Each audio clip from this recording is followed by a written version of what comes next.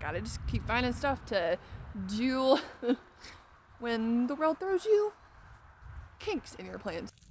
Sometimes, once we get to a certain point in life, we need to reevaluate what was it that we wanted when we were that young, or the dreams that we had, and how close are we now? All right, so plans got changed today.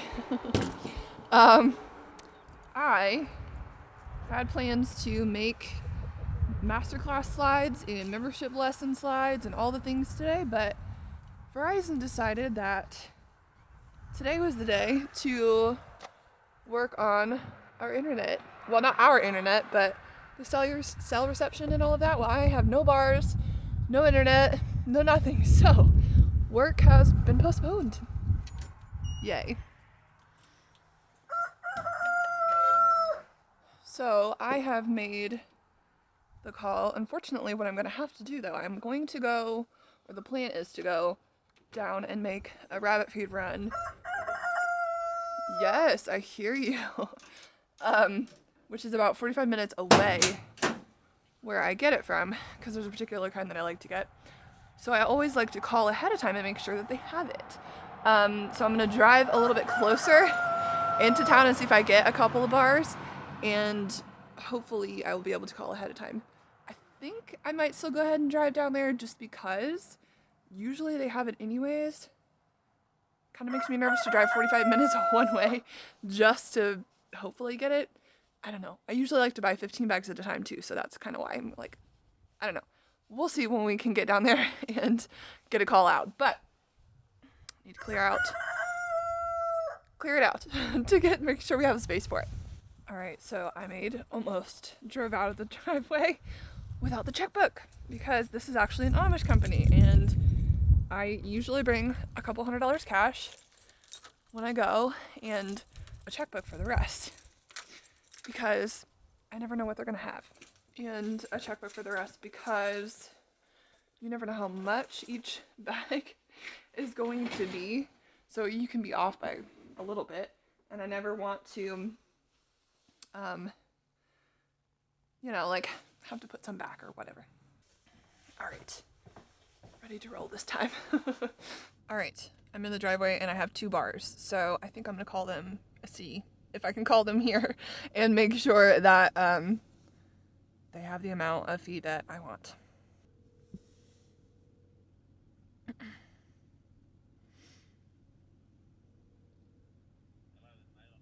Yeah, hi. I was just gonna drive down and get about 15 bags of the Highland rabbit feed in the brown paper bag, and I wanted to make sure you had that amount before I came down there. Okay.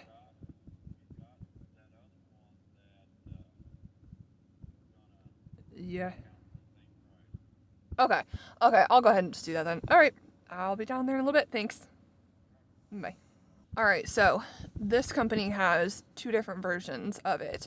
They have a brown paper bag one that's just like unlabeled, but it's got like it's basically, it's not a pretty bag. It has like the feed label sewn into it, but it's a brown paper bag. Like there's nothing in it. And then they also carried the like labeled kind, but it's also a 40-pound bag. I'm pretty sure. I was kind of bummed about that, but it's also they're discounting it for the other for the same price. So I think I'm just gonna go get it. I gotta do something with today. So, anyways, I think we're gonna go for it. All right, home again. Thankfully, I kind of was watching the bars on my cell phone internet on the way home, and it was climbing. It had me nervous when I was almost here, but we have 4 bars again, so I can get back to getting masterclass things, slides, and all the things written and trainings ready to go and all of that stuff. But now we have 18 more bags of rabbit feed to supply us for the next probably 4 months or so. So this has been about a year experiment. I was recommended Heinald rabbit feed by someone who was getting a French lap for me, and then they also raised Holland laps. And one thing with both of those breeds is that they can sometimes not be the best moms, and the litters just don't survive that well. And so she said something about the litters were doing great. The babies were bigger. They were, just healthier when they were born. So I was like, okay, I'll give it a try. But come to find out, when I was looking for a dealer on their website, there are two in Ohio. And the two are, maybe there's more, but they were more west, or no, it would have been east. But I really think there was just two of them. And so this one is 40 some minutes and the other one's like more than an hour. So I'm not doing that. I started testing this out. This is about probably my fourth trip down. So it's been over a year that I've been feeding this, and I definitely can tell a difference. All right, the internet is still very much hit or miss. So anyways, not going to get as far as I'd hoped today, but gotta just keep finding stuff to do when the world throws you kinks in your plans. It is kind of frustrating though. Like, I try not to be reliant too much on the internet and stuff, just because, I don't know, you don't want to get addicted to it and that kind of thing. But when you run a business from it, it's like there is some legitimacy in your frustrations, I guess would be the nice way to put it. But yes, so it just happens sometimes, and not a lot you can do about it. Feeding time, it is. I'm still keeping the feed bags on top of the cages just to kind of add an extra layer of protection from the potential cold weather that we may or may not have. It's been beautiful. But anyways, hopefully the winter has decided to be done. I would be completely happy with that. Are you such a handsome boy? Yeah. Let's see if I can get it. There we go. Trying to see your handsome face. The sun is just right there, but you're enjoying it, huh? Yeah. Are you such a handsome boy? Yes, you are. And there is a lot of flirting going on between all of these guys and the bucks. And the does are flirting with the boys and all of the things. But it is just a little bit too early to breed because, like, Ohio never knows, it can do whatever it feels like this time of year. So doing it too early, you can end up with not cold stripes, but like cold snaps, and it would have the litters born in cold weather. And I can manage it for a little bit, but managing too many of them and having to bring them in at night, and you run the risk of them getting cold even during the day, just not worth it. So I decided a long time ago just to wait it out till they were going to be bred in March, born in April, and then it's still risky at that point. Who knows what Ohio can do or will do, but at least that late, you have a better chance. All right, so I'm waiting on Thursday's YouTube video. Today is Tuesday, and it needs to go out. So I, got all the feed yesterday, and internet is running low, unfortunately. So I'm going to have to let the phone upload it, because we only have phone internet, like I said before, and it can take, this one should be a little bit shorter because it is a screen recording, but it usually takes at least an hour, and for other ones that are, like this style, can take up to 3 hours to upload. So it's a real pain in the tush. But today's supposed to be really nice outside, so I'm planning on letting the phone start the upload while I go take a walk out back, and then do the feeding after that. So at least kind of plan the things that are going to be offline and do those while I'm waiting on the upload. So that's going to be fun. Yeah. When you are a blogger and a vlogger and a YouTuber and all the things, it just finished processing.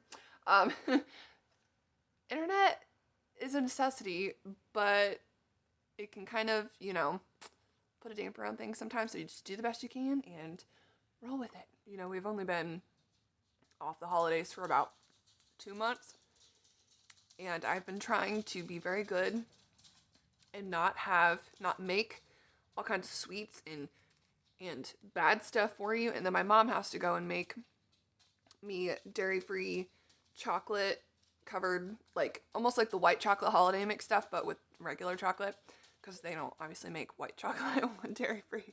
So, and she made Buckeyes too. So I'm like, thanks, Mom. Like, I love the sweets, but I'm trying to be good here. I'm gonna be fully honest, I hate standing up and recording anything, really, because with my desk, like, that's well above my head, and I've got, like, 2 feet above, but standing up here makes me look like I'm taller than I really am. And honestly, being this tall since I was 14, kind of don't like it, you know?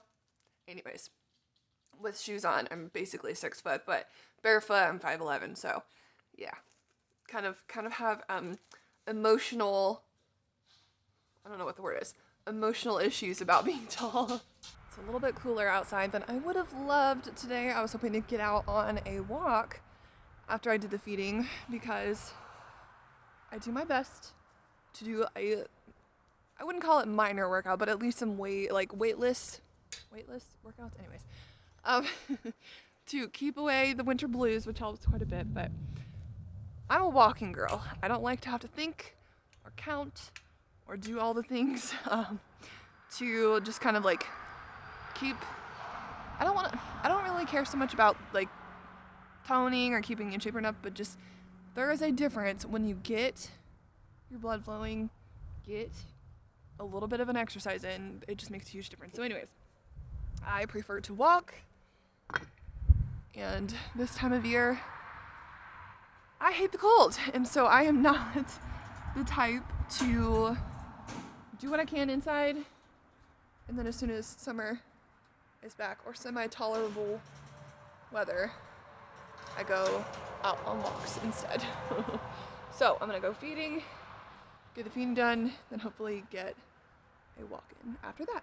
I am about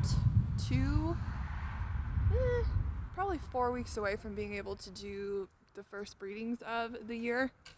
I'm dying to have babies again. But anyways, it's been unusually warm, and well, I say warm and it's in the 50s, but the rabbits are loving it. 50 degrees is their temperature of choice. And so there's lots of flirting going on between all of the not all the litters, between all of the rabbits, bucks, does, all the things. Everybody's in the mood. So as long as that keeps up between now and probably the second week of March, we'll have our first 3 litters of the year bred, and I can have our first litter grouping on the way, and then we'll have some babies the first. Probably they'll be born the second week of April is the goal, and then they would be ready to leave about 2 months later. So May, June. I'm not thinking too well today. Anyways, babies are coming. The season is coming. Spring is on its way. Lots of projects happening, things that need to happen, and all the things. We've got our fence that was replaced. We did it ourselves with me and my husband. But it was the chain link fence was here before, and now we have this, and I absolutely love it. But it also means that this garden basically needs to be completely redone. So that's a spring project, and hopefully the goal is to have a add-on done to the back of the garage, and just gonna add to some more storage, and hopefully just use up this one strip of ground behind the house that's almost basically unused. So store things back here, but there's just this little gap and it's basically useless. So the goal is just to extend this pretty much right to the end, and we've already got the building permits and all of those things, but now we just are trying to wait on a contractor to get out here and pour. That's one thing we are paying to have done, is have the foundation poured. And then we will do the construction ourselves, and hopefully, at the very least, get the posts and a roof on this year. And I'm trying not to set high expectations, because you expect more and then you'll be disappointed. But if we can get that portion done, and then do sides next year if we have to, as far as supplies go. But anyways, hopefully that is the goal with that project. This is the field behind our house that I like to come and walk in. It's not real big, but it's behind the tractor store and just nice and quiet, and I don't have to go out on the busy streets. And it's just a quick way to connect with nature a little bit and shake off the dust from the worries of all the things. This is up here in the corner, and this, while might seem a little ugly to some, is kind of my favorite view.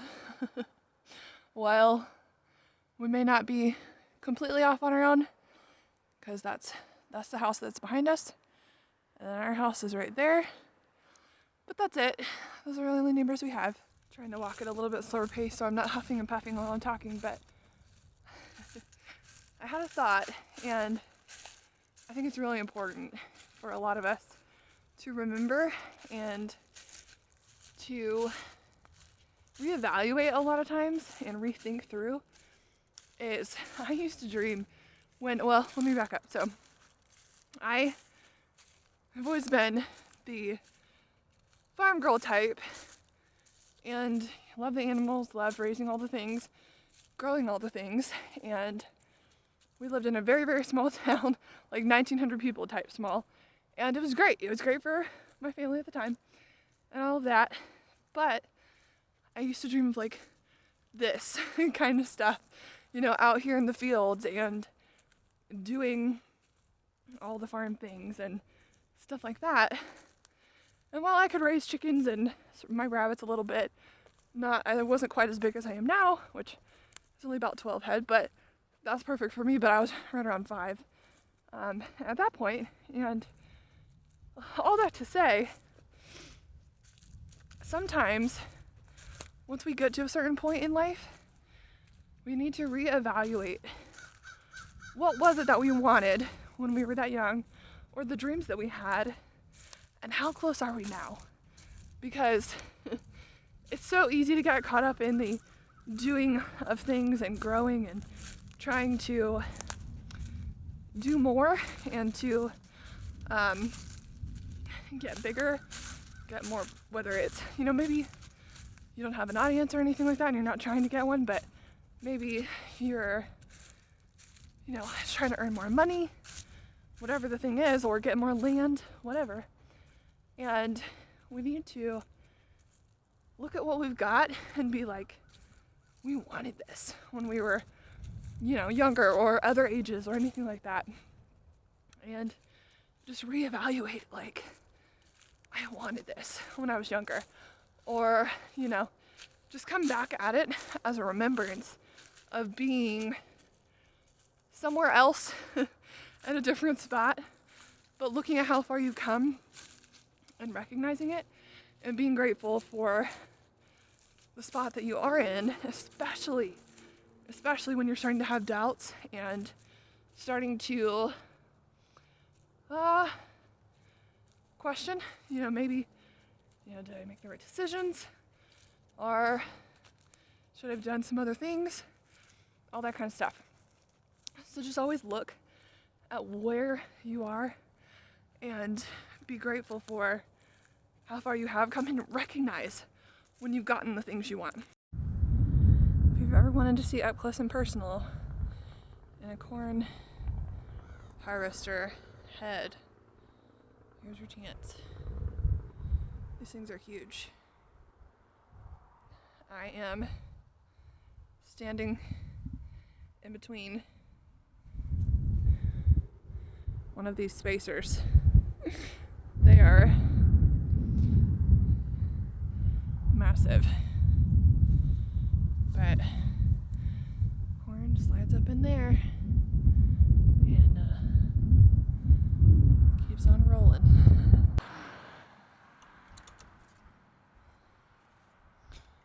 Still need to get this junk fixed. Still waiting on contractors. Oh, the joys. But I get back from my walk to find you guys. What are you guys doing? Huh? Pooping on my picnic table? Are you enjoying yourselves? Go on, get down. Go on. Uh-huh. That's right. I've gotten this thing to survive all winter in the sunroom. It's not very pretty, but it's still alive. So we're hanging out in the 50s-ish for the next couple of days. So I'm gonna keep bringing it outside when the weather is decent, and I'm sure it'll come back to life here in a much better condition very soon.